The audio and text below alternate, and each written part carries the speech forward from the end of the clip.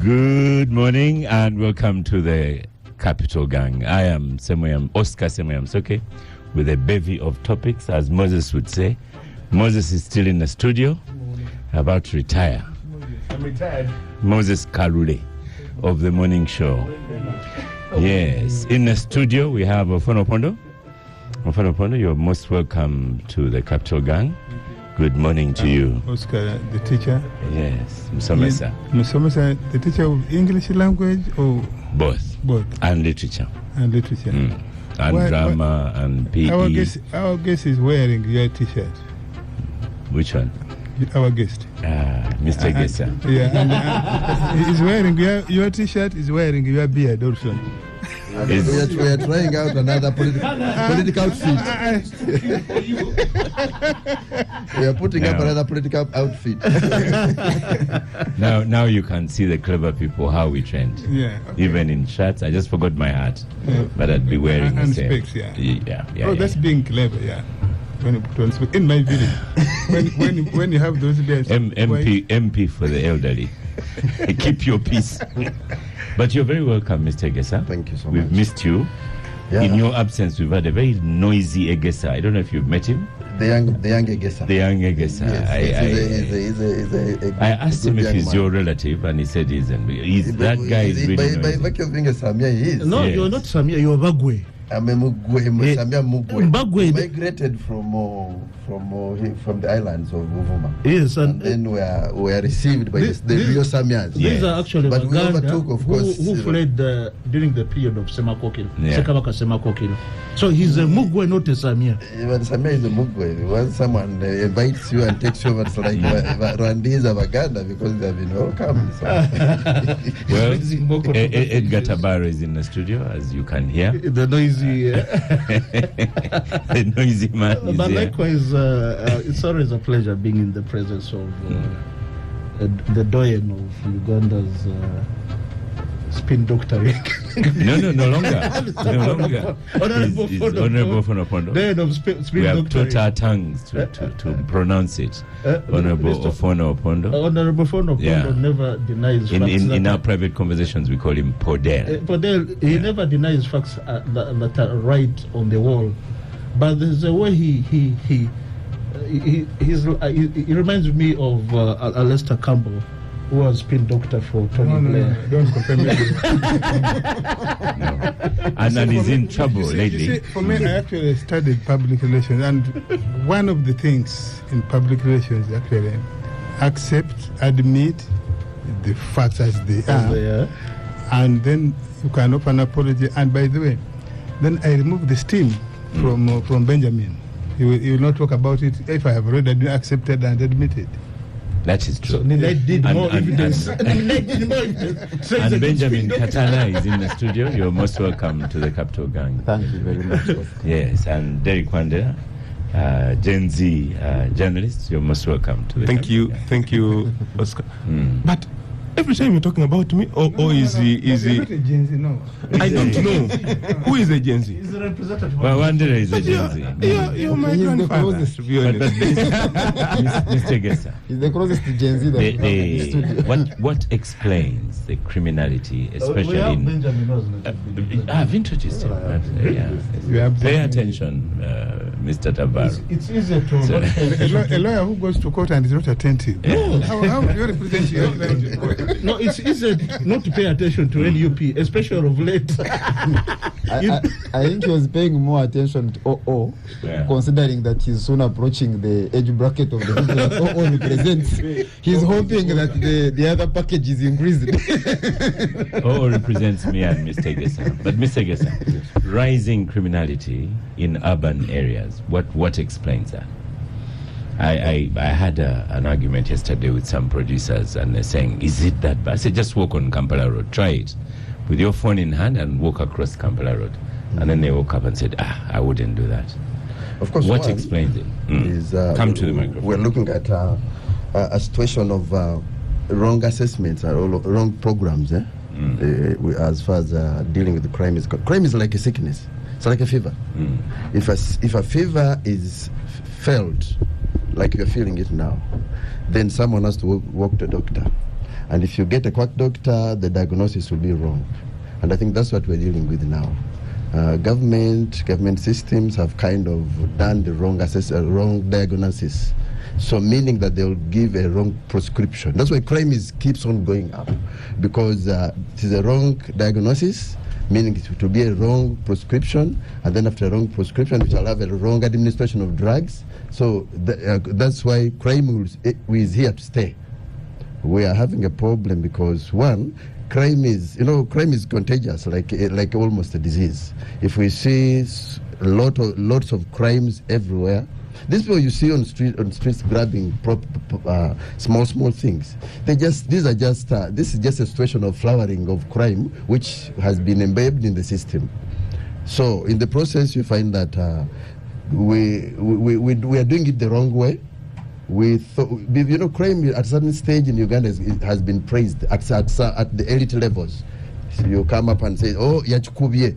You don't know where he has got the money, but Yachikubye. Those words, From Yachikubye, then you come up to say Yazikwata.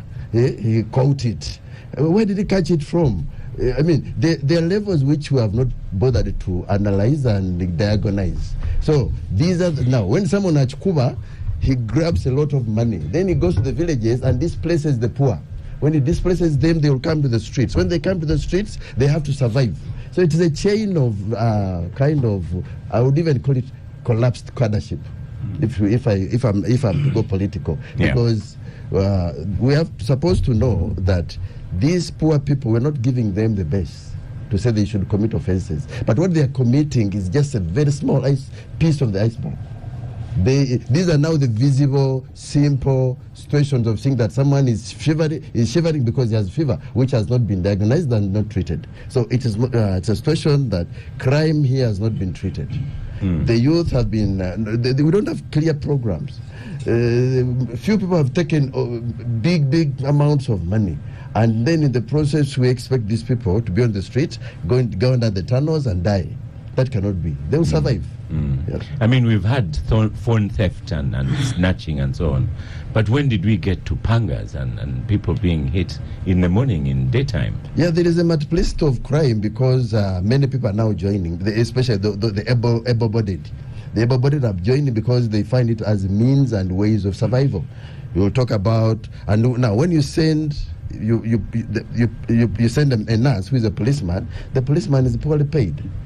So since he's poorly paid, he would rather deal with. By the way, in case you have had policemen say, like, you say, we are very busy.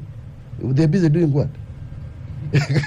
They're busy doing surviving on, they are aided. You're giving this man little money. Road, when the traffic lights are off, the police also is away. But when the traffic lights are on, that's when the police are present. Exactly. But so crime has been given chance to thrive just because of the wrong diagnosis. Okay, that's a good, interesting analysis. But Derek, you're the journalist here, even though you may not be in employment right now. I'm unemployed, please. On account of state criminality, someone should employ me. His workplace is a scene of crime. Yes. When I saw the topic, I thought you were asking about criminality of the states. Oh, he's quiet. But no, Oo said he knows how to take words away from Benjamin. But you, what are the statistics? I mean, why? What are the incidences of criminality, especially in urban areas? Oscar, I remember somewhere around October last year, you so much pushed for this topic and called so many experts to come and explain why the criminality was raising. You told me to call Afande Rusoke and exactly. I laughed at you. Yeah. You laughed at me. Yes. And unfortunately, the people can explain and maybe give account on why the criminality is raising are not here. But you see, we were in a political turmoil at that time, and one would have thought probably when it was the politics. When the politics certainly dies down, the criminality will subsequently die as well. But that has not happened so far.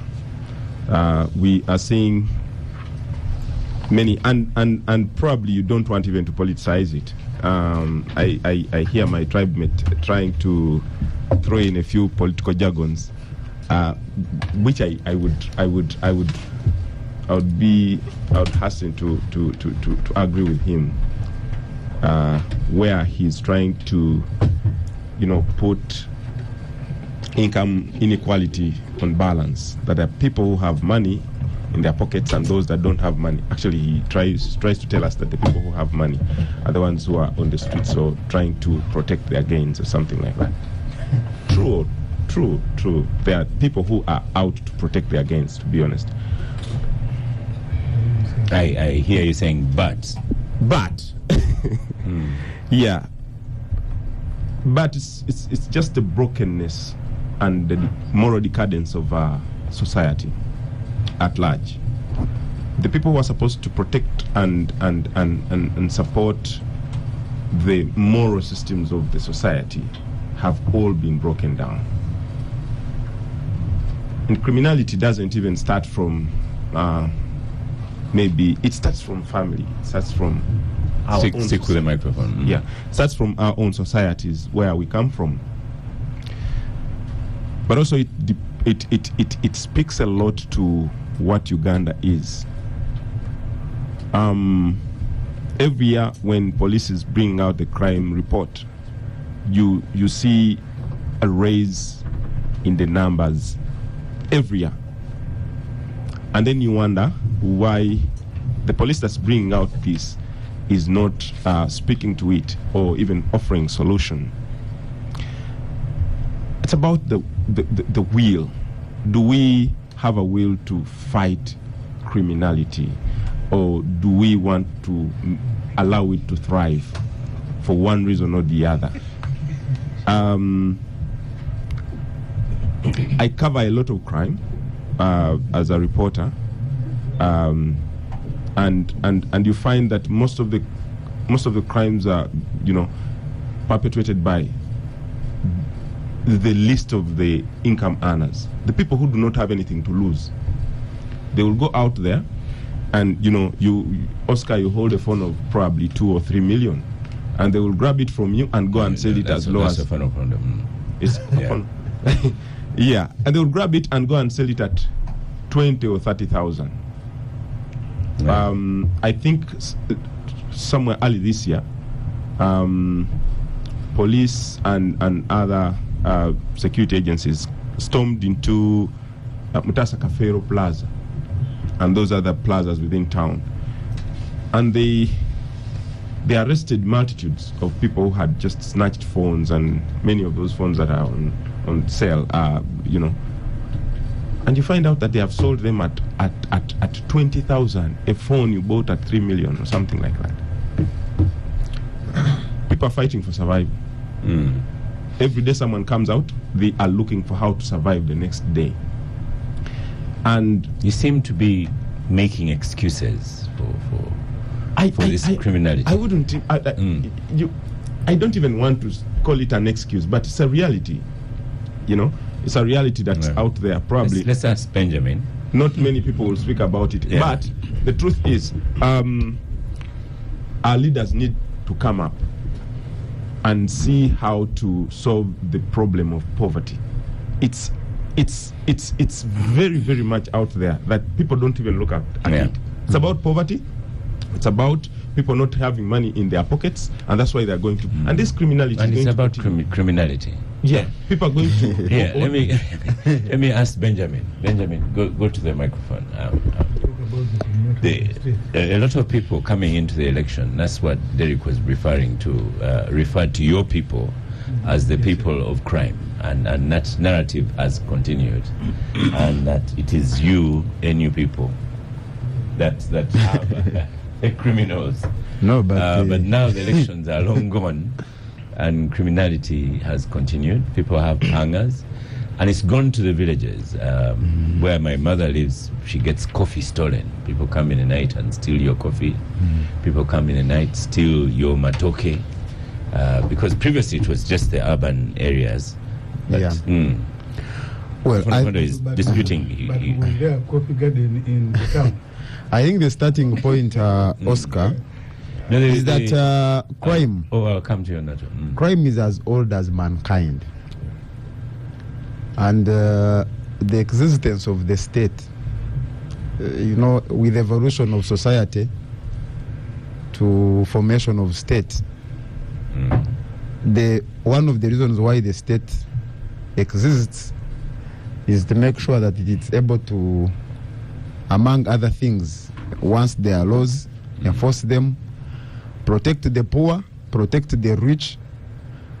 Now, the crime in our society is attributable to a number of factors. And it's not just our society, but globally.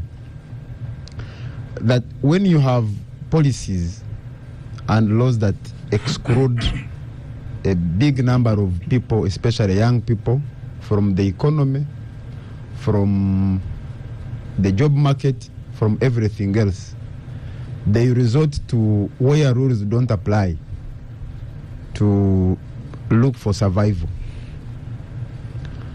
And many times, that is criminality.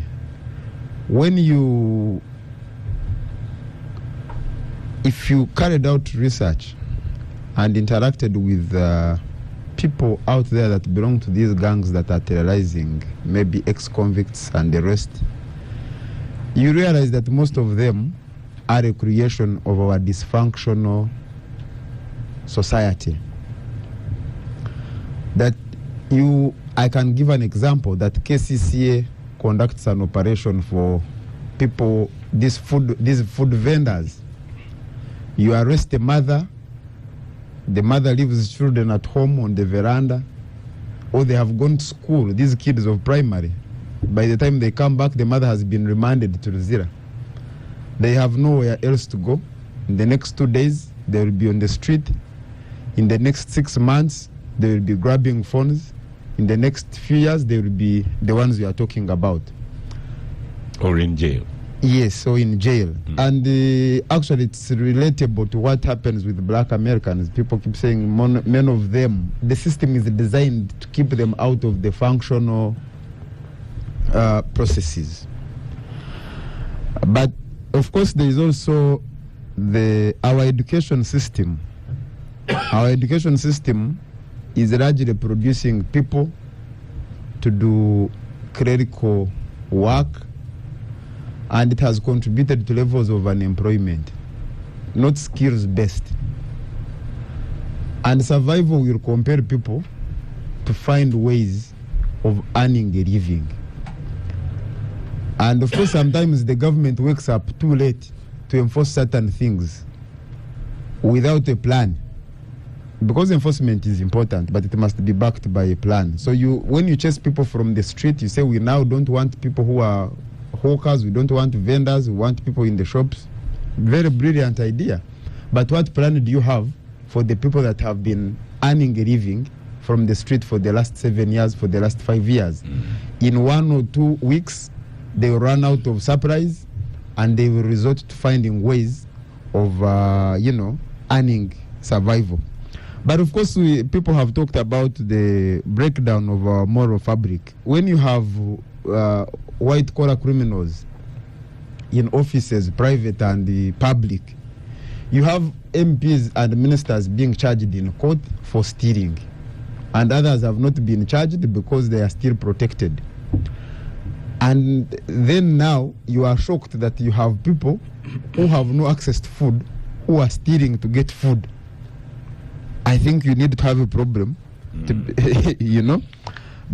Of course, in terms of enforcement, there are also problems in many areas. And I believe that one of them is in areas of intelligence gathering, analysis.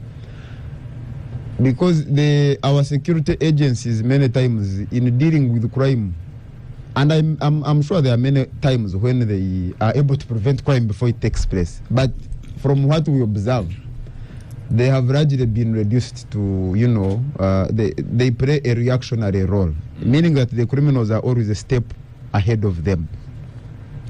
And then you have the challenge of the politics of the day, that you know, authoritarian regimes normally, they are strong enough to keep power, but too weak to provide services like security. And as a result of that weakness, the state becomes weak, becomes absent, becomes dysfunctional. When the other night, in the middle of the night, there was a girl crying. And it must have been from a distance from where I live. If I had means, I would have, you know, I even told people in my household that if I had a gun, I would have gone to see what is happening to that girl. But you don't have a WhatsApp group that has village OC? There were comments. And LC one? There were comments, but I never saw any response. So I'm going to ask why Captain Katana? You should give me one. and so... Because for us, we have a village WhatsApp group. And so... OC is there, DPC is there, so when the screaming happens... And so my point is that... Shout out. My point is that if the state is present, there shouldn't be such incidents where citizens cry and nothing happens to rescue them. But I see you are signaling me to stop. There is another point that I would like to make, that because of the politics of the day, when you see what happens in our country, for example, during the campaign season, there is close fraternization between criminal gangs and the enforcement agencies. And close you have seen, collaboration. Yes, close collaboration. You have seen there is something now they call ghetto structure. You have seen the people who are supposed to be running crime intelligence are always doing politics. And some of the people they are working with are people with a record of criminality. That fraternization emboldens the criminals because, first of all, they have established relations with big people. But secondly, the people in the lower ranks of police, you know what happened here during the time of Boda, was it Boda 20 what? The one of Chitata, the ex-convict. 2010. And 2010, yes. 2010. So even this fraternization you see of, there was an incident when a young man, I think he was from Bari, was killed by one of the gangs, called them Forest something. But the same gangs, because they move around with the director in police, they move around with majors in the army, they are protected. It emboldens them. You'll be shocked to learn that they run, such groups run most of the criminal networks in the city. Yes, you had. I think now he's on remand, having stolen money from a personal friend of mine. He used to move with a convoy guarded by army. There is a man who killed a woman in broad daylight here at the car bond. At the car bond. Now he moves around guarded by SFC, having been pardoned by the head of state. So criminality in Uganda now, much as crime and human history, they are interlinked. It is largely attributable to the weakness of the state, which has been occasioned by a government that is only focused not on serving the is not focused on serving the people, but regime survival. Benjamin. Let's go to Edgar here as we welcome the Minister, Honorable Lydia Wanyoto Mutende. Welcome to the Capital Gang. Thank you, Oscar, and good morning to my colleagues at the gang. I bring you greetings from Bali City. And she's smarter than when she's in yellow. Today, because she has. Thank you, Oscar. More importantly, she should assure go to the microphone. People of Ofono's age that pensions will be released in time during her tour of duty. We will invite her to talk about. We have increased salaries of all arts teachers, Oscar, in the country, and all lower cadre of government, including ferry operators, technicians, mortuary attendants, it's good you've technicians, done that, and for pension, we are going to have a pension fund, and all the pensioners will live a decent and dignified life after retirement. So this is good for OO's constituency, and we are going to work together. Squeezed in a Kalango. I've always come back. I've always told you that... Edgar, I was going to quote a statistic here for you. 2025 police report actually says crime went down. Down by 13%. Yes, by 10.2%. Even traffic-related offences went down. So police is saying things are okay. I did want to be drawn into statistics because it said statistics are like what? This prime show, so I don't want to mention the words. They reveal so much and yet conceal the most. What? What is the saying, Benja? You know more English than that. Statistics are like a bikini. They reveal so much and yet conceal the most vital. So I. You know bikini. Talk about boxer. No, I go to the beach and I. He also lives with people who use bikini. That's within your special knowledge. Edgar's, this is a good time to thank Star Cafe for powering the gang. Ofono Pondo has already done his work with Star Cafe. So, One mug of coffee and two Kabalagala. So, whereas some of those statistics show a decline in crime, crime that is reported. Because there's also crime that goes on unreported. Yes. And the most organized crime in this country, the most what you call economy draining crime in this country goes unreported. Like the gold scammers. It's big business in Uganda. And it also causes us some we get international challenges, especially for laundering and stuff like that. So much as we may celebrate decline in the statistics of crime that is being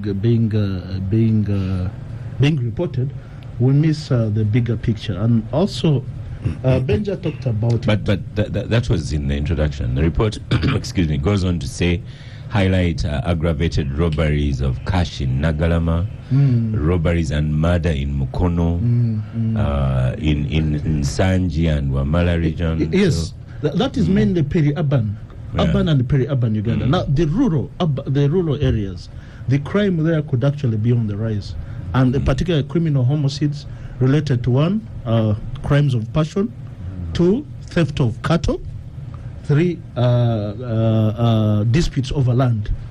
So it introduces a dynamic that many times we don't address, but occasionally you hear the head of state talking about it. That there's loss of public trust in the justice, law, and order sector, and I'd like to really take a little bit of time on that because many times people look at the end of pipe process, which is the judiciary, the judges who make decisions, because I think the successful prosecutions are below 20% of the crimes that are being reported. So where is the disjuncture? Where is the challenge that we ought to be addressing? Now, investigating a crime like homicide, a criminal homicide, requires particular expertise. First of all, management of the crime scene.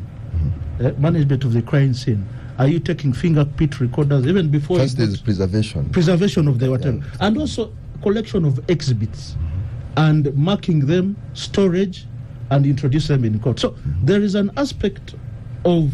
I see Ofono smiling. He's thinking about the Rolls Royce. Well, it was badly handled.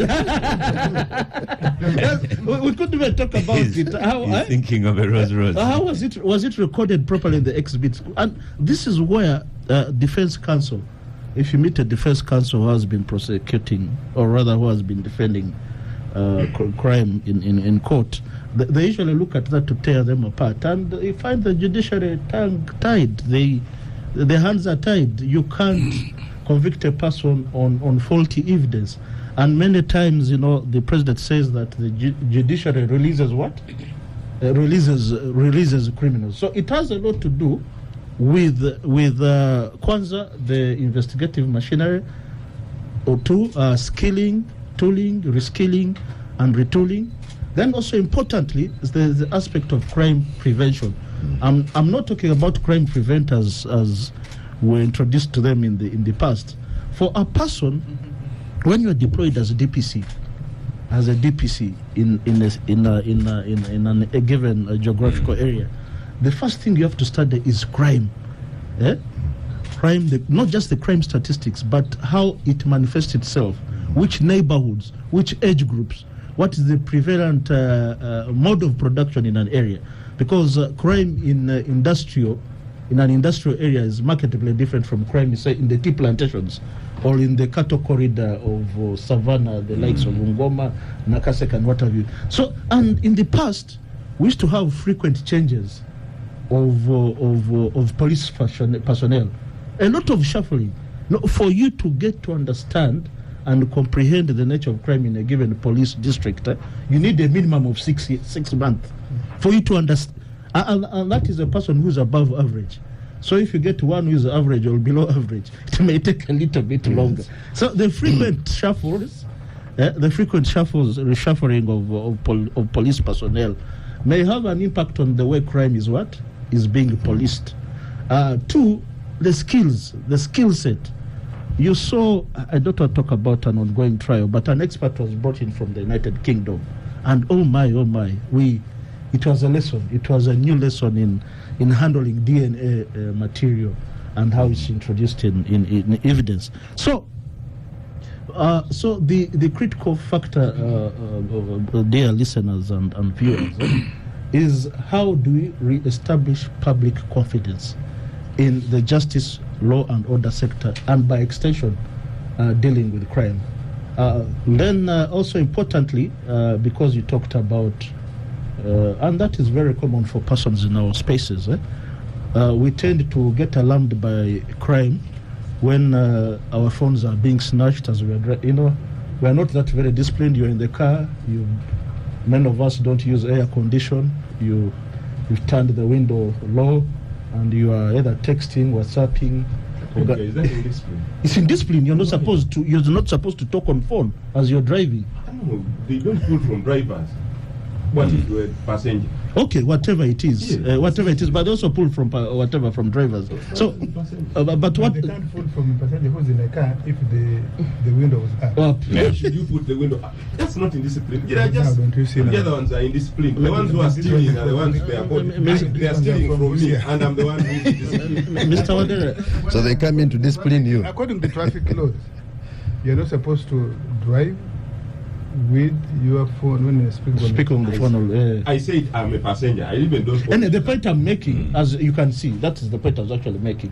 We get disturbed by petty crime when our phones are being snatched. Yeah. Because we are the middle class, we never bother about what is happening, how many cows are being stolen in the countryside. So there's of late there's been enforcement of the trade ordinance and eviction of hawkers from the streets.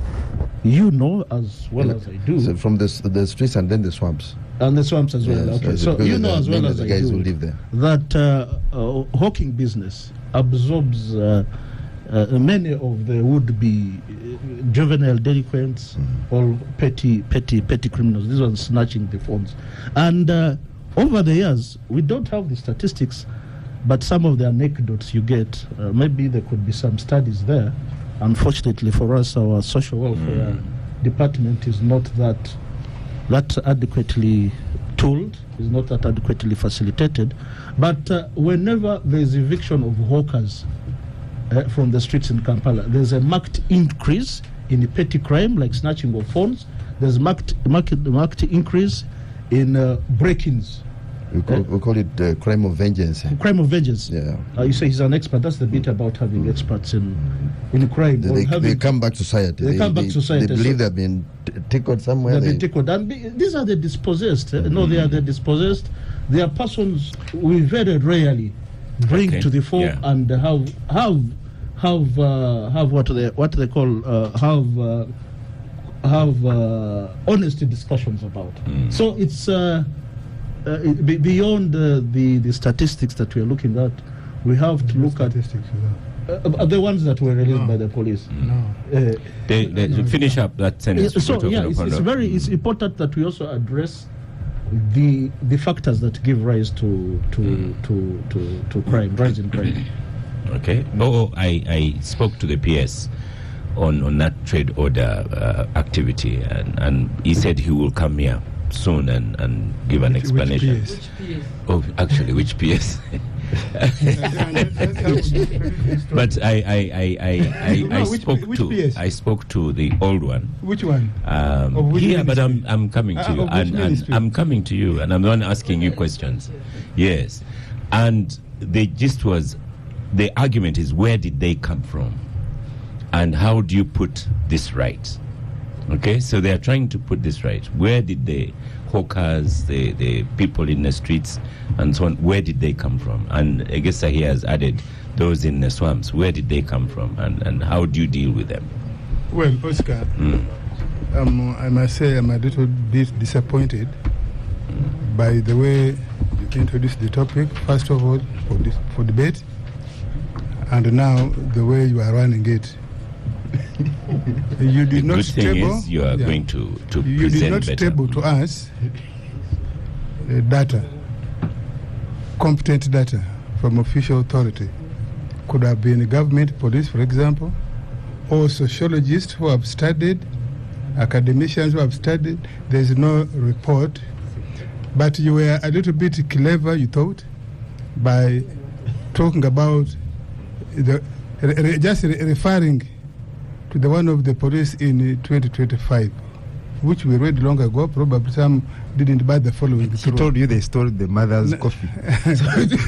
That's anecdote. Now, you know, no, on air I will not come back to you. Yeah, I know you are the moderator, but yeah, I think so. I will talk to you a little bit later. You have done a disfavor to this topic because there is no authoritative data or sets of data that we can rely on. We are now speaking on anecdotes, and let's go by that. You have acknowledged there that the police of 2025 said the crime gave a report of 2024 that crime had reduced by 10 point something. Unfortunately, you have not even said what category of crime. That's the general. Yeah, the police was referring to. But now let me talk about the anecdotes. There was a time in this country when every single passing day there's armed robbery of a financial institution.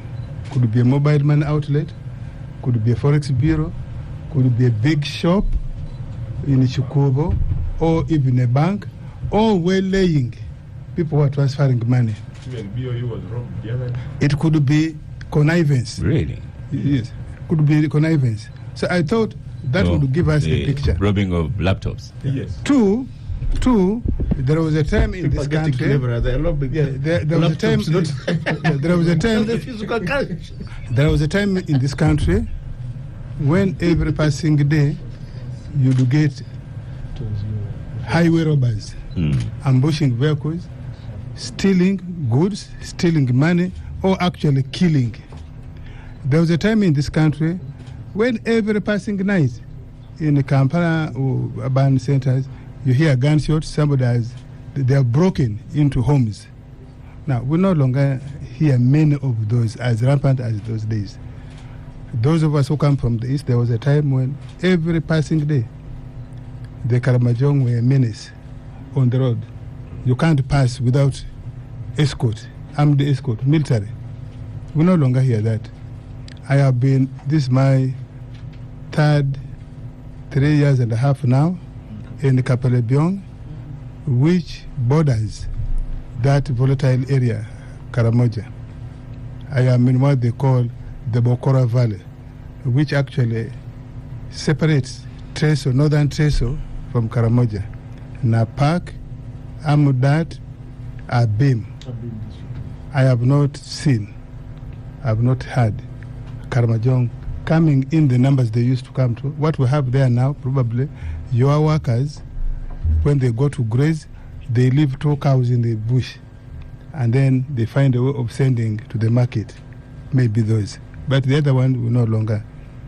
I'm not saying there are no incidents, but generally speaking, UPDF and the police have done a good job there, and including intelligence. So intelligence is working. Now, if we had that data, then we would have analyzed, in my view, better. The other one, there was a time in this country when we had child sacrifice, especially in the area of Buganda Central. Every other day, Masaka, Mukono, where you hear child sacrifice, find a child a child gets lost. After 2 days, you find a body without a tongue, without private parts, without whatever the people looking for witchcraft were looking for. We no longer hear that. The women movement, I don't know what their data now speaks about domestic violence, especially against women, against children, against house helps. If we had that, then we would be able to say it has either reduced or it is moving. But what are the causes? The causes many of my colleagues here have alluded to. The structure of our society. Many people don't have, I don't know whether it was, it was Katana who said the education we have, formal, informal, even from home, don't equip us with the sets of skills, even just mindset. We are in a country where people want to get it quick. I have worked for 40 years. Wandera comes, he is now a journalist in the Monitor, probably earns a quarter of what I earn. He wants to drive a Benz. He drives it, actually. Actually, I'm saying he wants to drive a Benz. Now, if he goes to Parliament and there is a crooked MP who has connived and stolen money, he can actually bribe a journalist to hide the story. Have you noticed that reports from courts of corruption charges, they usually give one name of the suspect? Have you noticed that? This is journalist here. I'm not saying Wandera, but you take note. They will give one name of a suspect or somebody who has been charged. Why? Because they know in Uganda generally there are many mukasas. There are many Ophonos. So if you say Ophono from Sandbik Bank was charged, nobody will know which Ophono. Have you noticed that anti-corruption court, the people appearing there now come with the camouflage, they wear masks. Take advantage of Ebola and so on and so forth. So but this one I'm saying because the journalists do it deliberately because they have been paid. You are one also. You are and that's why I know. That's why I know what you have done. Probably not that I have done. I don't need to have done it, but I know the practice. You journalists, that you give one name most of the time. You take interest. Especially the people who have been charged from those financial institutions and government institutions. They give only one name. Or they will abbreviate the Christian name so that you can't tell. Or they will simply say a bank officer. We should look out for it. Yes, a bank officer. So now you say which bank officer. They don't give the title of the person who was charged. So the structure of society. Now when you say where do the people from the streets come from? First of all, we had for a long time a broken down economic system. And people moved. There's this impression that life is easy in the Kampala particularly and urban centers generally. You have seen people have left their villages. Yeah, they have left their villages. They don't dig there, but they are digging in the Kampala. They are digging trenches. Not that we don't want them to dig, but they have said they don't want to dig in the village, but they are digging in the town. How much are they paid? Probably 6,000. You have seen some have sold land and border. Yeah, the crowd that moves to the industrial areas every morning, they are paid 6,000. That's actually what I also pay my women and youths who are working in my coffee plantation in Tororo and Kapelebion. But somebody has left Tororo to come and work for the same amount of money, where he's going to rent, he's going to buy water, he's going to buy transport, he's going to pay electricity. No. Just one person employing about 5. I'm just giving.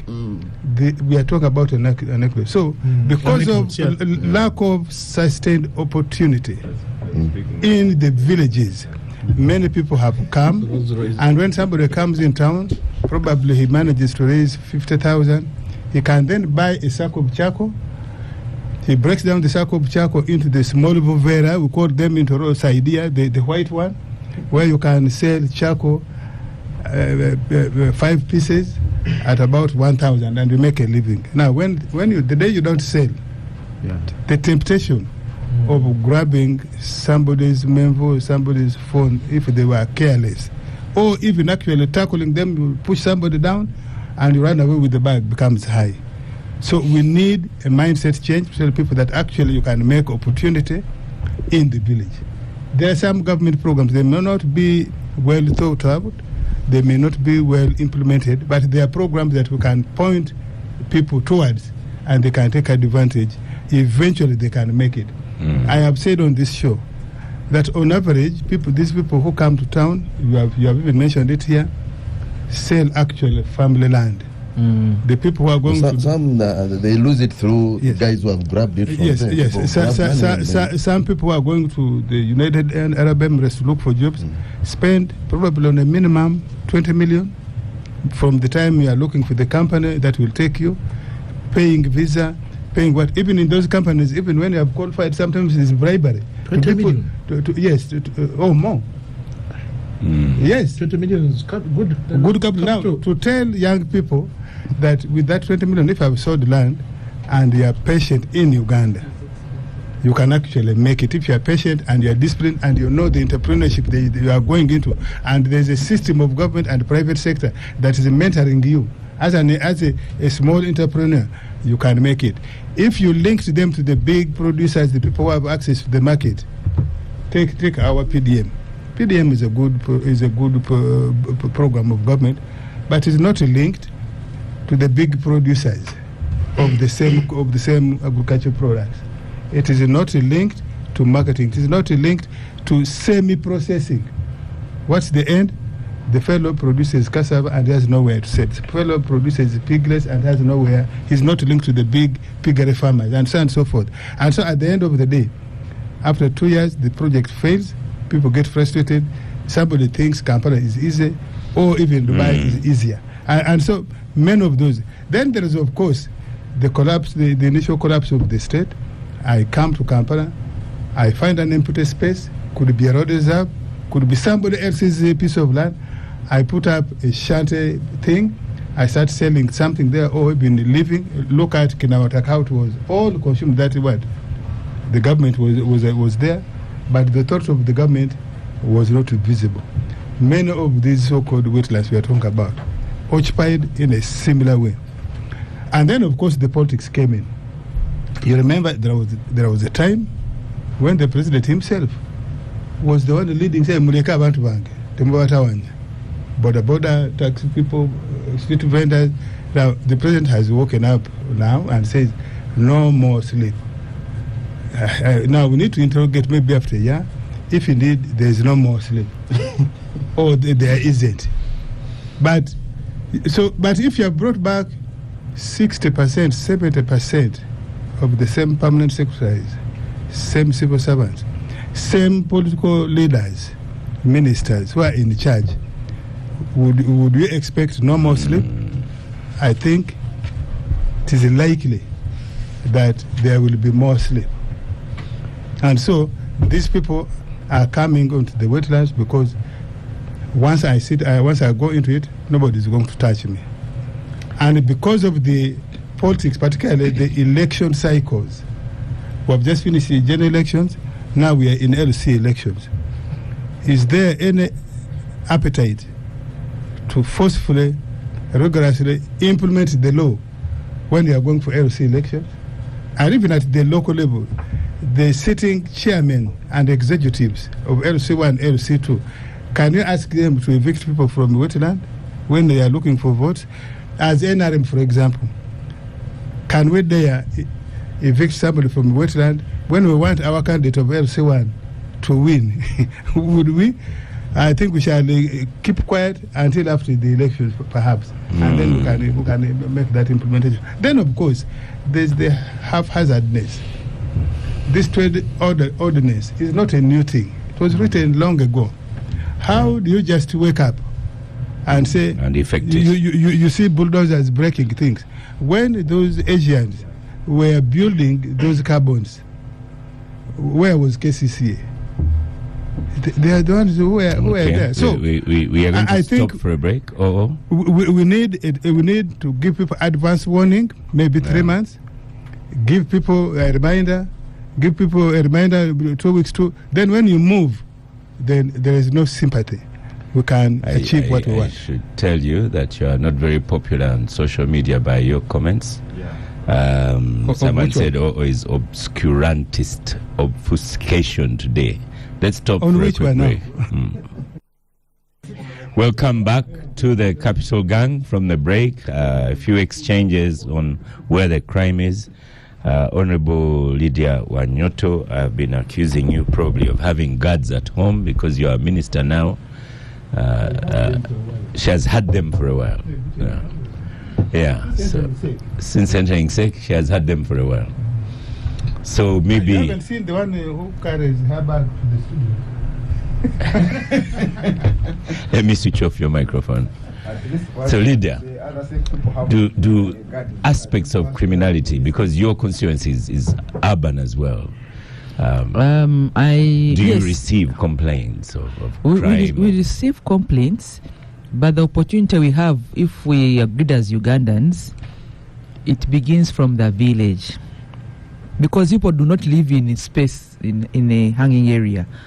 If we did very well on the 28th of July and elected executive leadership of the villages, we'll be able to contain crime. Even in the middle of Kampala city, there is a chairman of LC1 in that area. 71,000. Yes? Chairman LC1 of a cell of a ward in the city in the Ban Center, by law, Local Government Act, they can appoint a street committee mainly to deal with the law and order issues. So in our area we call them defense. You don't test for defense. Or what defense is in the committee? There's a committee. So Oscar, you are talking about a very important problem which affects all of us, but we need to look at where does it start, where does the back end. At the end of the day, somebody sleeps somewhere, or you wake up in the morning. Where you sleep, there's an LOC chairman and executive. Where you go to work, there's an LOC one executive. Where you go to steal, there's still the structure of the local leadership can contribute like 60% to solve the problem. In countries that have picked Uganda's best practice of a governance structure, the LOC structure, like, let me give an example, like Rwanda, they've perfected management of insecurity. You're talking about pickpocketing, stealing. What do? If I'm going to leave where I live to come here, because I don't live in this Kamocha village, my LOC chairman knows how I move during that day. Somehow he has an idea.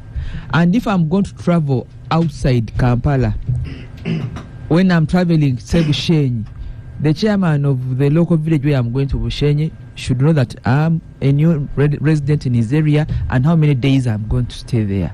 It is that serious. They are organized. They have barazas. Barazas are community meetings. I think you have one in Chigo.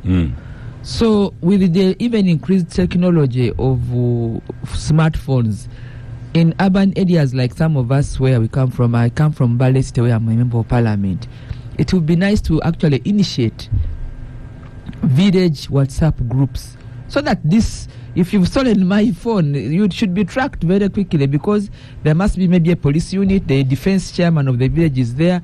But our problem has gone unnoticed. It has grown. When you go to churches these days, the reverend will announce at a big function that even as you kneel to pray, be mindful of your handbag and your phone. Don't because you're your not eyes. Sure the person next to you has come to church.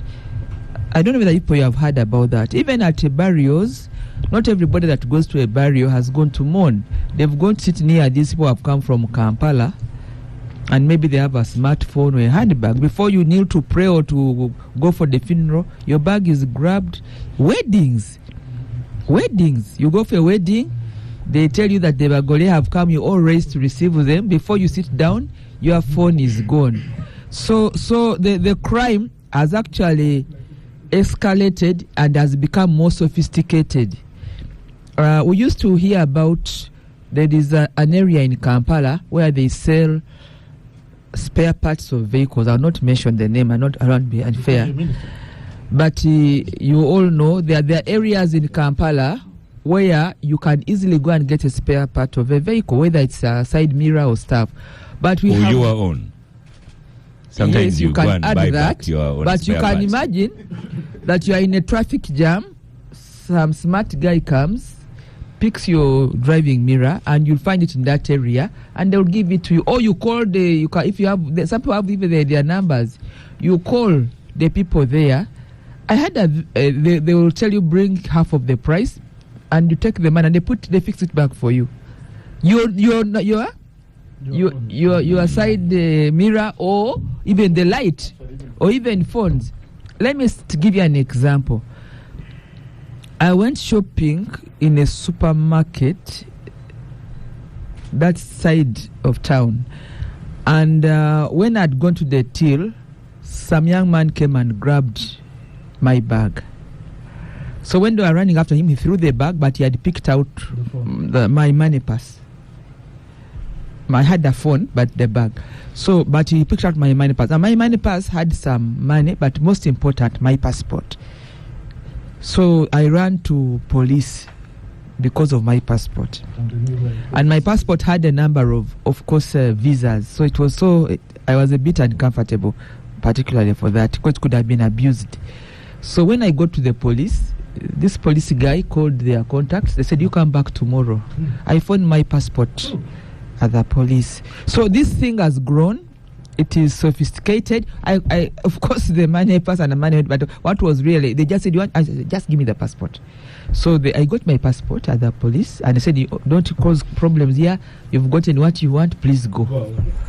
So you are talking about things that happen, and for me, it's a personal. No, there's a member here who got. I think I shared with you, yes, because and I was traumatized. That we went to police, and police said, "Is he the black one? Is he short?" And they told him, "You bring back that phone." Yeah, for me it was my passport, but the money pass, which had the passport and the money went. So and my national ID. So these things are real. It has happened to me.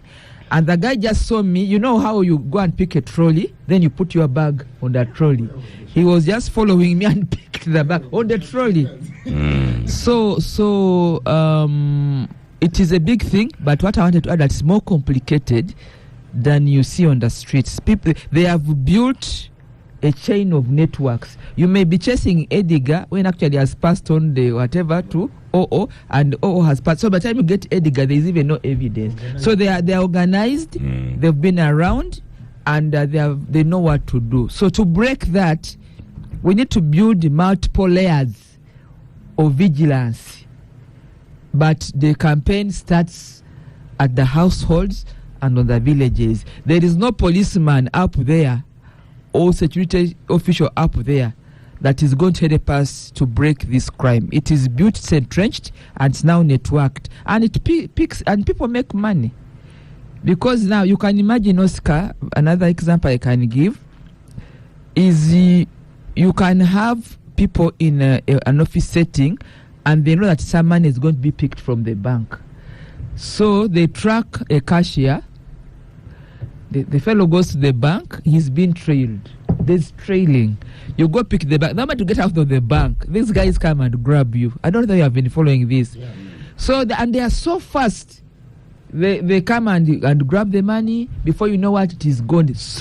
Through so many, it's like a relay game. They pass on the baton like that.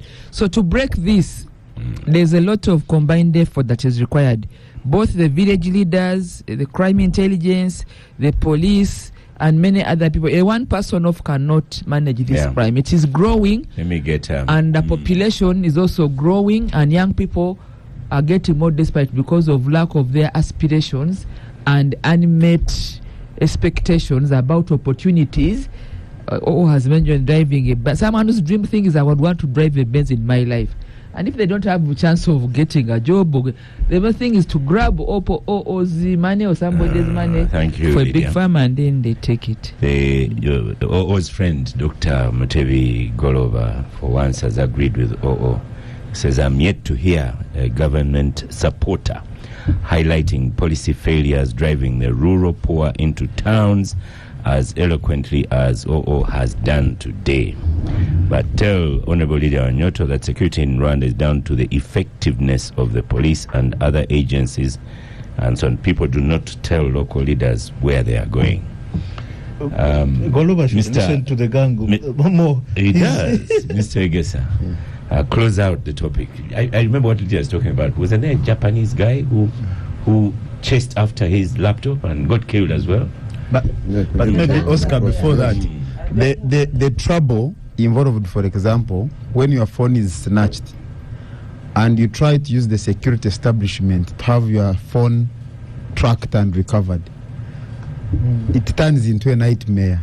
You spend more than you use to buy the phone. Yes, and it even explains why most people, when that theft has taken place, they just abandon it. So criminality has somehow become part and parcel of the enforcement agencies. There's and fusion between crime and enforcement. It becomes very, very hard for the population to have confidence. Someone has said their car was hit yesterday in Mbarara.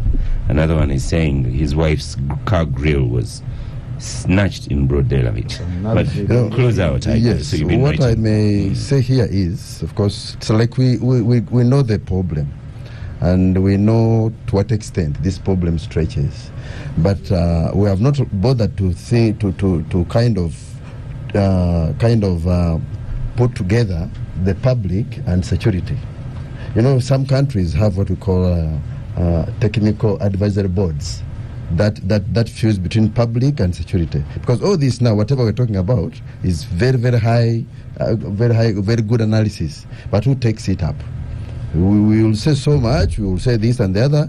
Someone will tell you, oh no, security is very personal, and security is very this, I've been in this country, I've studied security, but security is about how you plan it. Honorable was talking about a situation whereby we need to pull together the minds. We need to come up with a kind of an advisory board. Now, when you talk about police reports, who critiques them? They come up with a report for a whole year. There's nothing like a sitting like this, which will come and look at and maybe challenge or help them to perfect. So when they, much of what is written who's here, the recipient? It's the general public. Not the general public. Why do you receive what you don't even understand? Can you say that every crime is reported? So if most of the crimes, several crimes are not reported, LCs handle crimes. Why? Because we pick LCs because they don't have jobs. We pick LCs because who picks the LCs? The elites will not go to elect LCs. They leave it to the young men and the survivors in the village. Men of whom have now turned to thuggery. So you expect an LC who is going to be another thug. So in the process, crime is concealed there. Actually, Mr. Gesa, in Kololo and Nakasero and Muyanga, LC officials are house helps of the big and of big people. Yes. Most of them. Yes, the residents of Muyanga here, don't want to participate. We are building on systems but that cannot used to walk in Kololo, and I warned him. Yes. Stop walking. Yes. Walking for exercise. I told him, stop walking for exercise in Kololo. It is not a good place to walk these days, to walk alone. No, I lost phones. I lost phones walking in Kololo. And a big man like you. With the soldiers. What do you mean by the size or the size? Size. I think no one can approach him. What I wind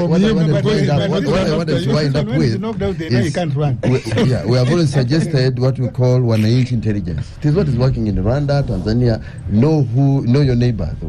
Yeah. But I'm telling you that no police officer will kind of support 1-inch intelligence, because it will kind of derail their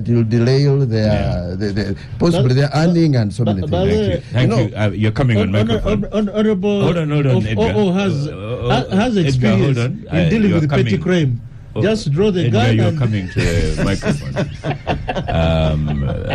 Ed, we have Medein Palisa. I have not heard what you have said.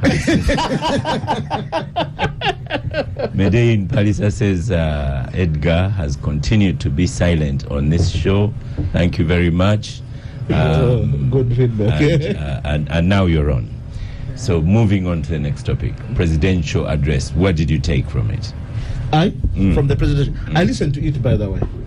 Excellent. It was 57 minutes. 57 minutes. And the president was cautious that Ugandans are fans of football and they needed to go and watch the World Cup. Just go to the microphone. Yeah. Yes, I unlike on occasions where the president is very expressive with his body language, this time he did much of the reading, and the spectacles were in a particular angle. It was the first time. Are you an expert on body language of the president? I've watched the president for the last how many years. Yeah. I mean, and you watch the demeanor of a person. What I found very interesting, his emphasis on what do they call it? Indigenous laws, or indigenous laws that they should be. Indigenous justice systems. And I thought that was a very edgy area to go into, because what is indigenous amongst the persons from Budama, the Japadola, I know you're called Japadola, but you count as Budama. No. We are from Padola. Okay, Padola, whatever. But we call you Madam. You know, there's a practice amongst the Luo called kulchol, avenging. That if you killed a member of my family, Cholokoro, yes, something like that. I'm learning the Luo, and it's not the easiest for a Bantu to learn, and vice versa. So, if you kill a member, if you spill blood in my clan, then I can avenge and go spill what blood in the other clan. And I was wondering if we're going to go back to our criminal, our traditional justice systems, would they deliver in the circumstances? And I wonder why he chose that. But I'm told in certain traditions, there's what they call okorahura. In my language, my mother tongue is Kwenderani. Korahura muntu na kuterentomye. If you mock a person, like provoke a person, he's under their tradition, is at liberty to inflict some pain on you. Then I'm looking for an opinion. What did you take from the presidential address? Yes, you've done the analysis and so on, but I want your opinion. I'm coming to it. I'm telling you that the person has retreated to discharity now. well, that's your takeaway. So I think it's in relation to what has been emerging amongst the political detainees, and them emerging out of prison or out of detention physically drained, and maybe physically and emotionally drained. And I think he was giving justification for that. Yeah. But more importantly, he mentioned about one of the political trials going on, that why is he delaying the trial? Why doesn't he prove his innocence in court? My takeaway from the president, I don't think he really meant that the person should prove his innocence, because that would run counter to even our own traditional systems. Because our traditional systems are like, tosala gwakawala nga tonawuliza ki ogwakalenzi. And it's the state that must prove your guilt. Yes, it's the state that proved by your guilt. Then secondly, there's also the other notion, I think, enchimba tekolachi. Yeah. You can't be judged in your own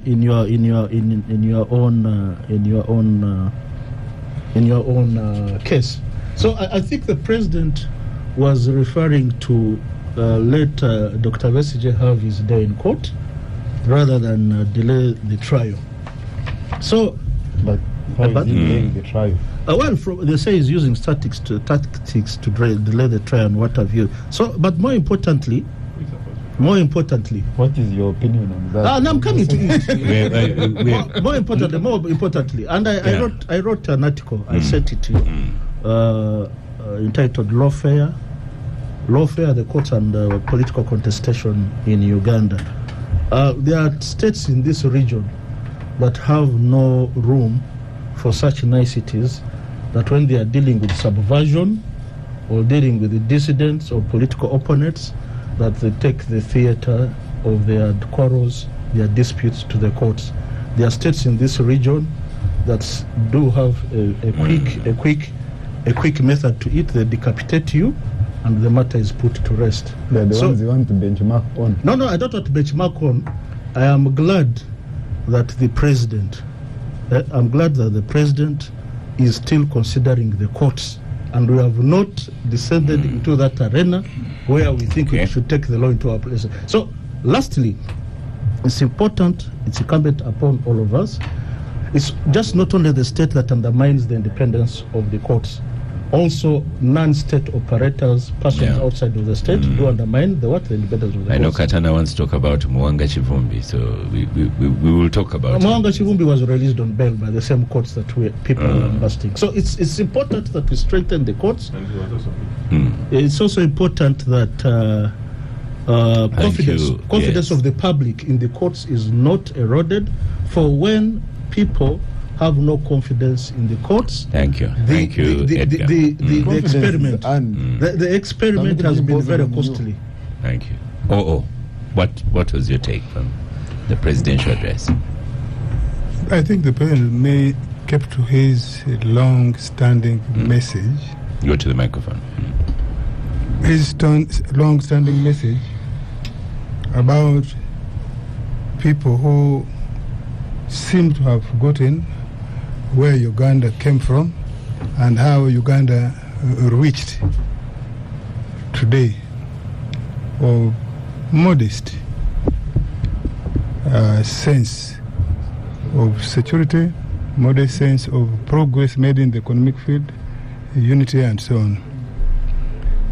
And I was just saying, by the way, even when you think we are relaxed, the laws we have written, we can still do a hard tackle. In the same week, by the way, I wrote an article saying the chaos in Museveni's Uganda need shock therapy measures.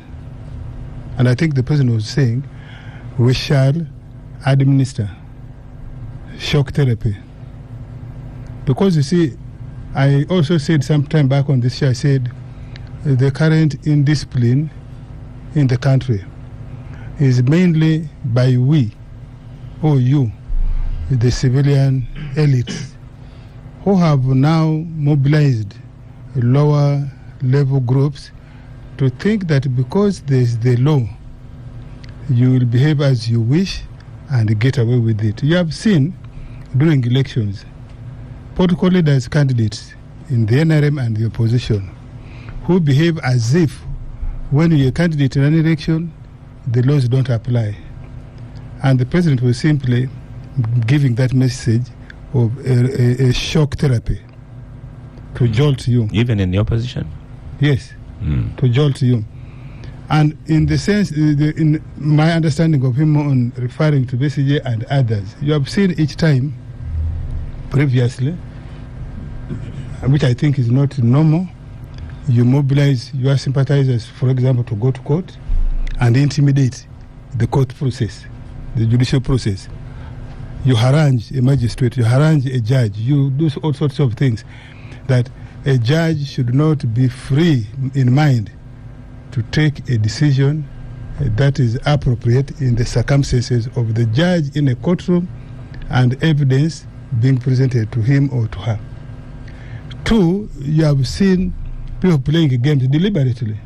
You have seen some people feigning sickness, for example. You have seen people, their relatives, their lawyers saying somebody is about to be given poison in prison. So that they think by doing so, they will intimidate the state, the state meaning the justice system, to grant somebody bail, even when the judge thinks you don't deserve. Because a bail is discretionary to the presiding person. You have seen that with the BCJ, you have seen that with now my brother Eriasi, and so on. Chivumbi. You saw Chivumbi yesterday as soon as he was released. He went to threaten the state, saying we are going to mobilize to remove this government to enable my president, referring to Kyagulanyi, to return. And he was picked promptly, which I think that's part of the shock therapy, to tell him that Mr. Kivumbi, the vice president of UNUPIN Buganda, you will not threaten us. We shall not allow you. And I think where Uganda is, we need some of those shock therapy. And that's what the president was saying. So for me, I am in the mindset of the president. We are ready, the government of Uganda, 90%. We implement the law, we follow the law. But we don't want you to think that because we follow the law, we are weak either mentally or politically, or we are vulnerable to blackmail. No. And I think Uganda is need, because you see, there is I think an essay or even a book, The End of the Law and the Beginning of Politics. So Ugandans need to know that yes, there may be the law there, but there comes a situation and a time when we shall put the law and say now, yes, you see, and this is a encapsulation in this adage. To eat a good omelette, you must break the egg. And Uganda being in transition, we shall break the egg. Right. We're stopping for a break. After the break, we'll go to the other NRM, who is a minister, Honorable Lydia Wanyoto, to get her opinion as well. Welcome back from the Capital Gang, from the break. Good discussions in the break. Honorable Lydia Wanyoto, same question. What is your take? What's your opinion of the president's address? The president's address, I listened to it. In a way, he was trying. He was bound by collective responsibility. He was responding to the wider public concerns that had been actually brought to him through very senior stakeholders of the country, including the Interreligious Council. So when you saw him talking, he was mindful of that because he had engagements with such high-level community people. And some of the issues were like the trade order issues. You've raised issues of human rights in a broader spectrum. So he had that engagement. And while he talked to them, I think he found it prudent to also inform the country, because when they went to him, they were telling him about the public concerns, and these are very senior people with big stakes of the country. So it's from that angle that partly that address came out. But let me tell colleagues here and those who are listening to us, the back of the country's security and stability ends with the head of state and the agencies he delegates these powers to. We've just discussed crime. You cannot say it is Edgar to answer, it is Egesa to answer. We always say it's government. And in this case, when you say government, you mean Museveni. He's the head of state. The back ends with him. So we can question or explain or delve into the means to which agencies or government is addressing some of these problems, but they are accountable. So for me, that speech was an accountability speech, the way I saw it. He was explaining or raising issues to say, look, this is happening, but this is the way we are handling it. And if they think there are better ways of handling this matter, that could be part of this conversation, because we are part of the public. But the President of the Republic of Uganda is accountable.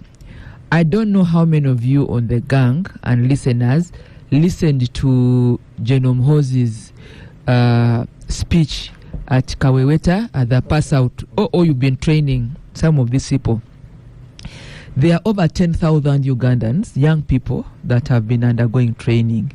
ECOWA, the take of our country's population, they've been training for over 6 months to join the forces.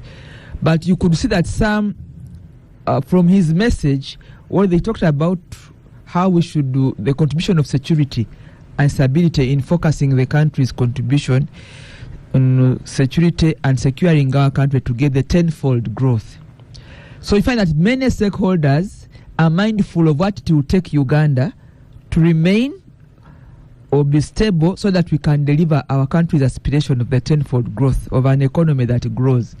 But at the end of the day, there are those that have been assigned to ensure where your finger Oscar points. So for me, that is the summary of the speech, and I think it has caught fire. Everywhere you go, you find that people are speaking to it so that we answer questions of accountability, because the back ends with the head of state and those he has delegated to deliver the country to where we want to go. Yes. Benjamin, there are some interesting bits where it says unpatriotic Ugandans who are in a Kisaru wetland. You know, first of all, the speech by the head of state clearly painted a picture that the escalation of violence by the army, the abductions, the torture of people like Lukwago and the rest, is deliberate, sanctioned, and part of a bigger political strategy of the NRM government. And that strategy is intended to achieve total silence from those that are not in support of certain machinations of the regime.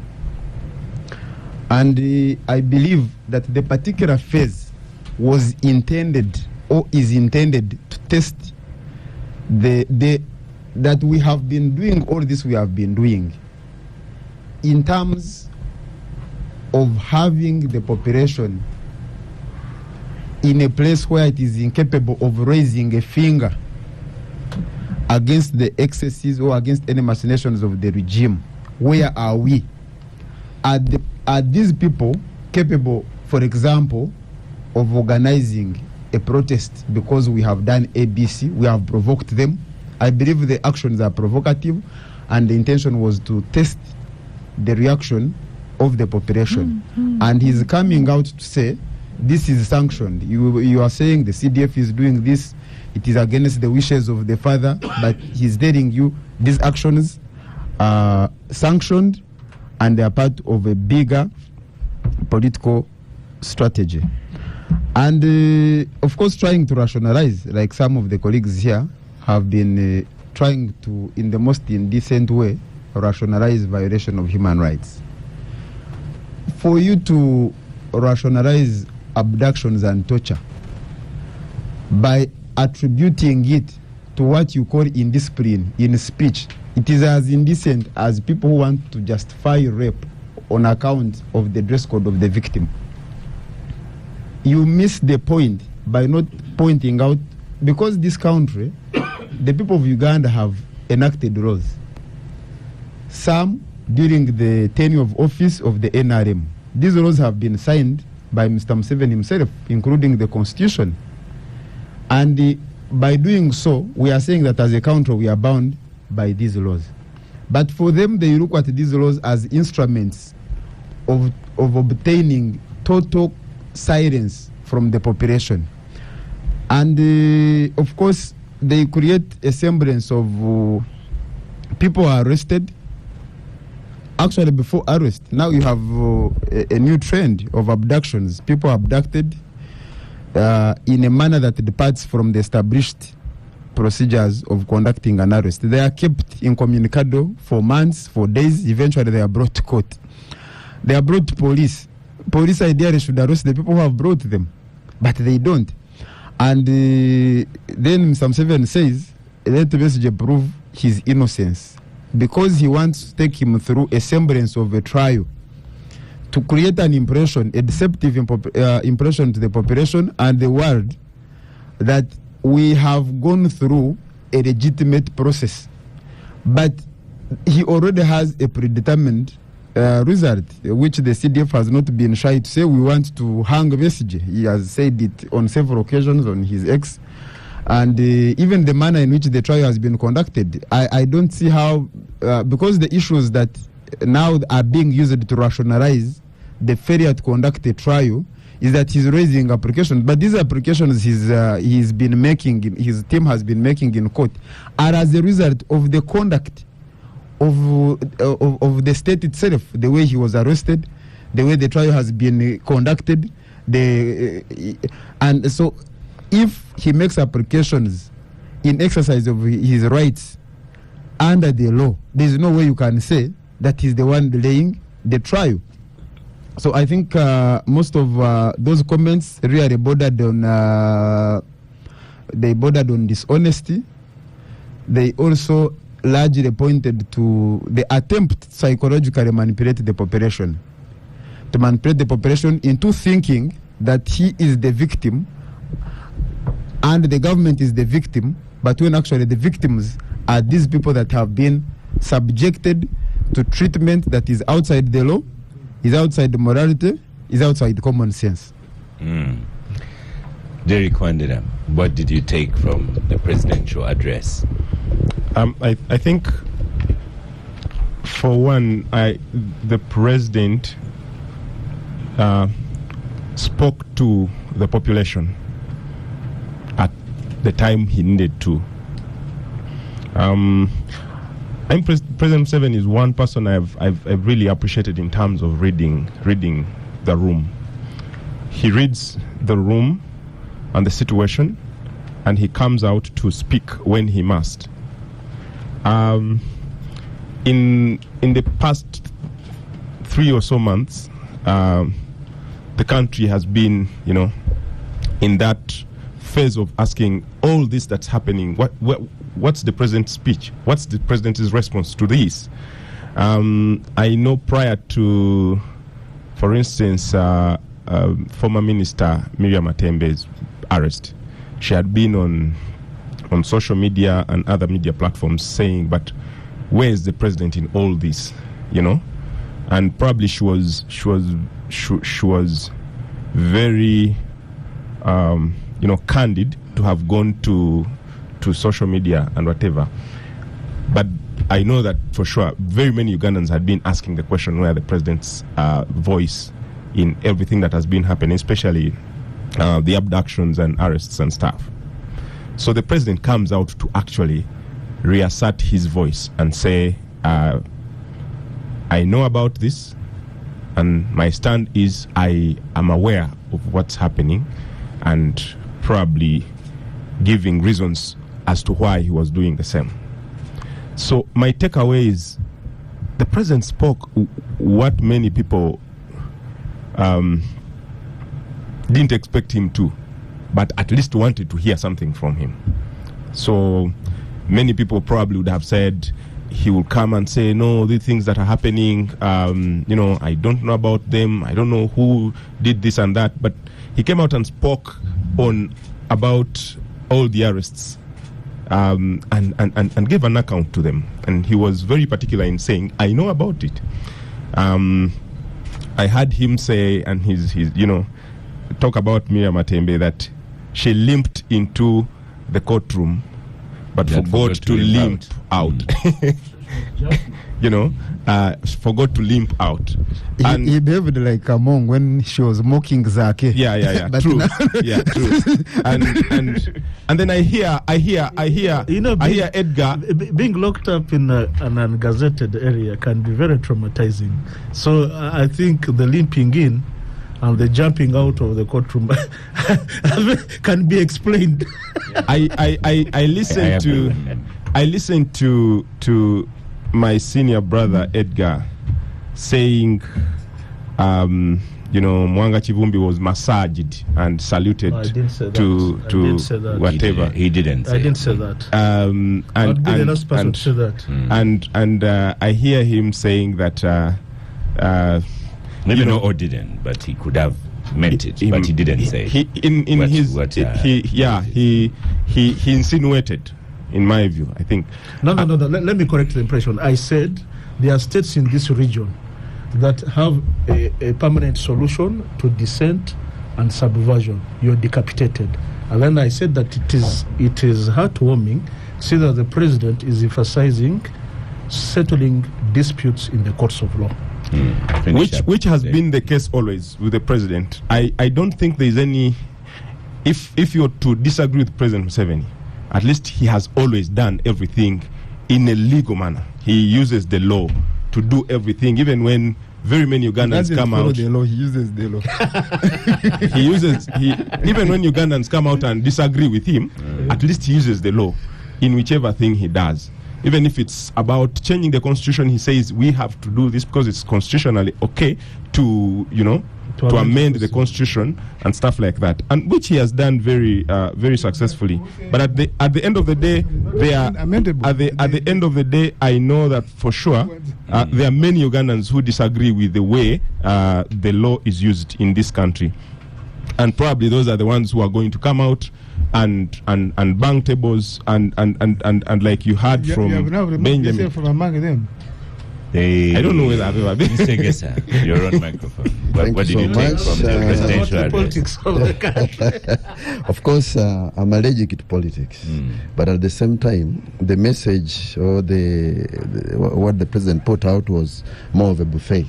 And as a Samia Mugwe, I picked out the fish and kalo. The Ngen I picked is I just loved the way the president appreciated how the caddership fiber of NRA kind of got sick when he talked about the Naja Kuria having replaced the Tukole. The Tukole were the original NRMs. Yes. And then he says around the way when several cadres died or fell sick or got weak, they were misplaced by the Naja Kurias. Now, this is a very good analysis because now the president knows the worms that are eating the stomach of this nation, not only politically but even administratively. You find that several things have not worked. That's why he came up. He struggles to fix this country. He brought up a PDM because giving money through the ministers was a problem. So he said, look, let me throw it at a certain level so that people, whatever little they get, they will say that the president gave us some money. Now, that is a situation that we are dealing with the Naja Kurias. And if the president has come up to say the Naja Kurias are a problem, he should deal with the Naja Kurias so that we get the real, this fiber, the sick fiber should either be repaired or replaced. So that the Naja Kurias and expect to reap. There's something that has happened that has missed that has escaped us. Give him time. Let him finish. Odrek Ruabogo is talking of reforming the NRM. And I remember Ofono Pondo asking the Honorable Daudi Kawanda on Twitter that they had better make the position clear. Has NRM died away, and should we all submit to they can replace that sick fiber if it is really there. Because to a certain extent you can see that at a certain level the president does not even trust his own cadres. Yes, because he says they are Naja Kurias, and truly they have eaten. And because they have eaten, the poor people are suffering, and because they are suffering, they have now resorted to crime. It is a result of his deliberate efforts. So you cannot plant peas and expect to harvest beans. Benjamin Katana responding to Edgar. Yeah. So is Mwanga Chivumbi got bail? Is he out or back in? Well, he got bail, and yesterday on his way back to Butambara, he was abducted. From Butambara, he was abducted around Mpigi, which is not new. Previously, and I have seen some people mischievously trying to attribute it to a speech he gave, but even the late Segirinya Sewanyana, where after being granted bail, grabbed and taken back to prison. So I think it has become the modus operandi of the regime to finish it. yes, to make sure that the law is only used conveniently. When they want to stop a person from running to be a speaker, they say she's a suspect of corruption. They stopped her from. But when they want to get someone off the hook, they say, you know, this was a small mistake. They came and apologized to me. These people, the Namjus and the rest, on record in Changwan said, oh, they came and apologized to me.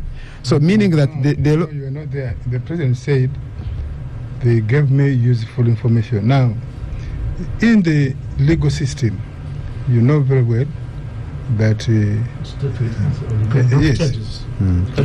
So you dropped charges as the DPP. The DPP. So the head of state was the DPP. So my point is that Andre Ofono-Opondo is confirming it. And you want to confirm it also. We are both lawyers. Let me give you a typical case in South Africa. You remember President Zuma? He was caught with his hands in the till as deputy president. And you remember when the private proctor was dropping the charges, he said it's neither in the interest of the public nor desirable to continue. Who was dropping the charges? The public proctor, who is the DPP there, because of what has been and now the comments are coming from Edgar, who we here? are running out of time. So the point, Edgar, is that like all authoritarian regimes, the NRM government has no respect for the rule of law. They only rely on the law to create a deceptive impression that, oh, there is a democracy in Uganda, but they manipulate processes, and in doing so, they have recruited and deployed people at different levels, in police, in the DPP's office, in the judiciary, to make sure that they give their illegal actions an impression of legality. But or you want to respond to Benjamin? Well, first of all, we go to the microphone. We are used with the NRM are used to be called authoritarian, one-party state word.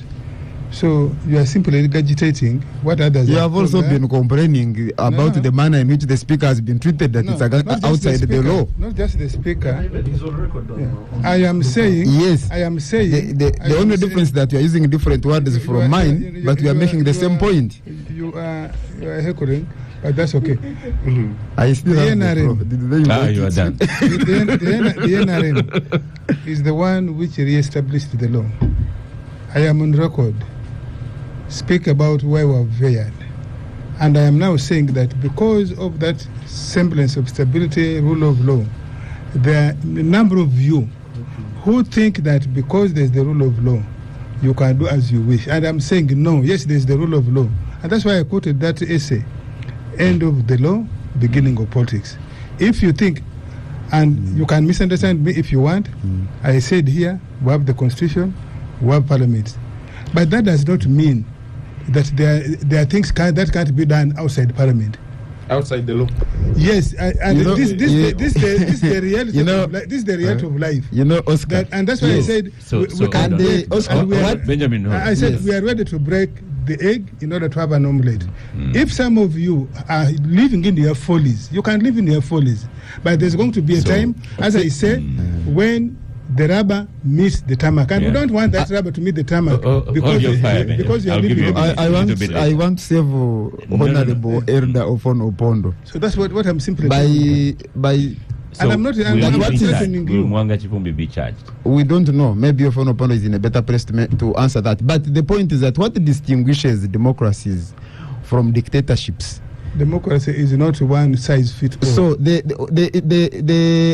mentality. Yes. The mentality of the NRM, as articulated by Ofono-Opondo here, clearly depicts that they are only pretending to be democracy, but they are dictatorship.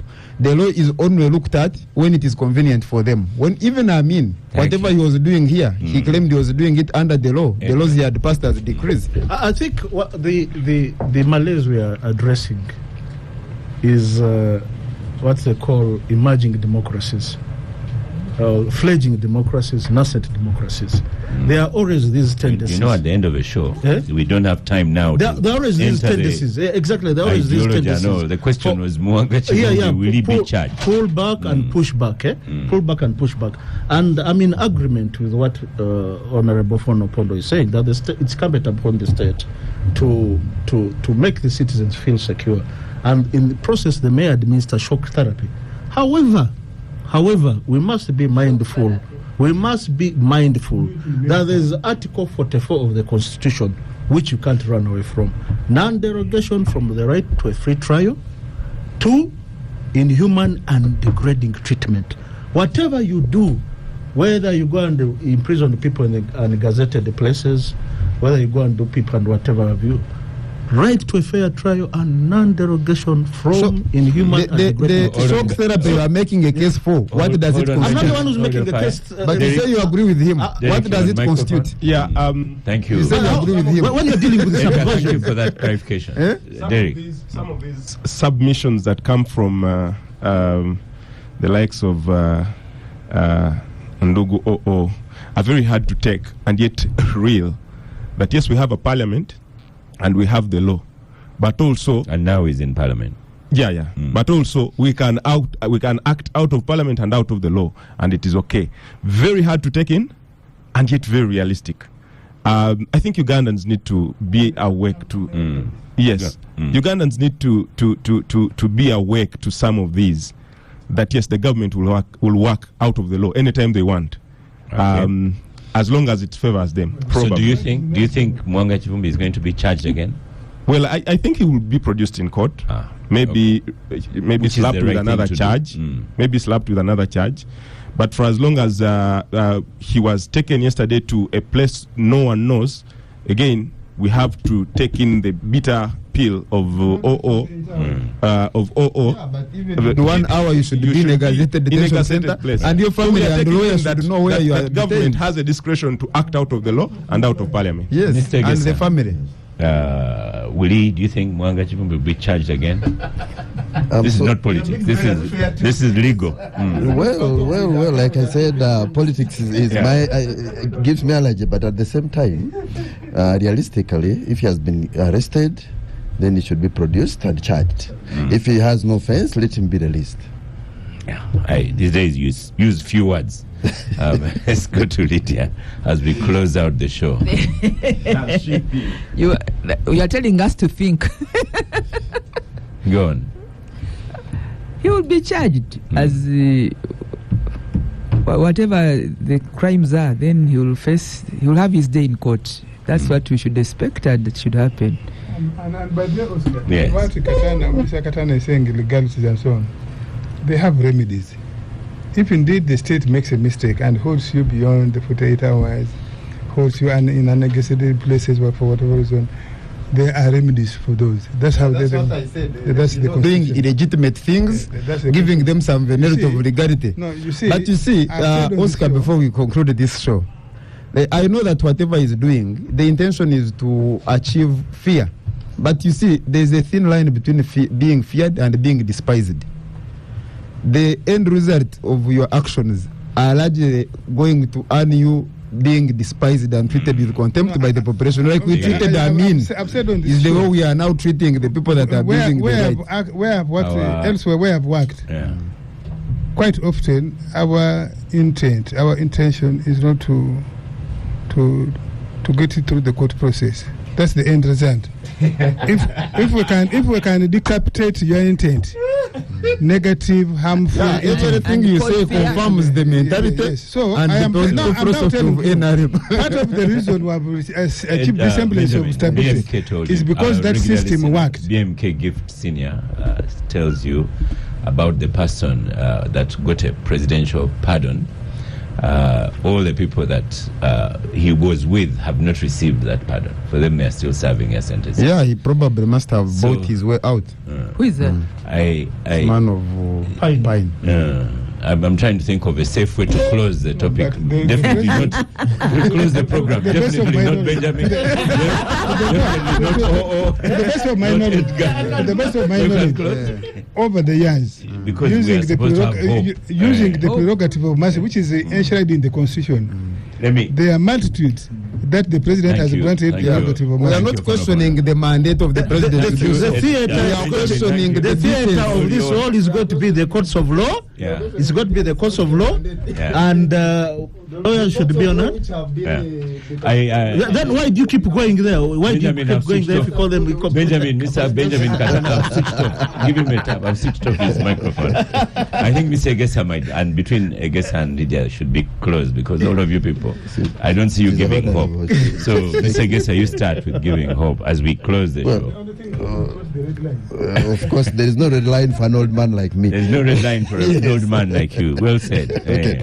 What I'm saying is that I think we should develop that area of tolerance and this and coexistence. Okay. Because if we do not do that, then we'll Yeah, no tear this problems. country ourselves. Okay, Lydia, 1 minute. It all ends with the duty of care. So if the We need leadership care. of the country owes Uganda a duty of care, Okay. we can Well still have spoken. these conversations, Thank you but so people much. feel that Star everything Cafe is for meant powering for the stability of the gangsters country. the day. Honorable Leader Wanyoto. How long, Honorable. how long will I keep reminding you to train your tongue? I have trained To the refer to tongue. me, to refer to Thank me. you, Honorable Fonopondo. Thank you, Benjamin Katana. Tame Thank your you, Mr. tongue. Gesa. Derek Wandera, Honorable Lydia Wanyoto. Train your Thank tongue. you, Star Cafe. Continue following us on social media platforms. We have Capital Radio, NBS TV. Continue. And I am Oscar Semoya Msuke, and I shall see you next week.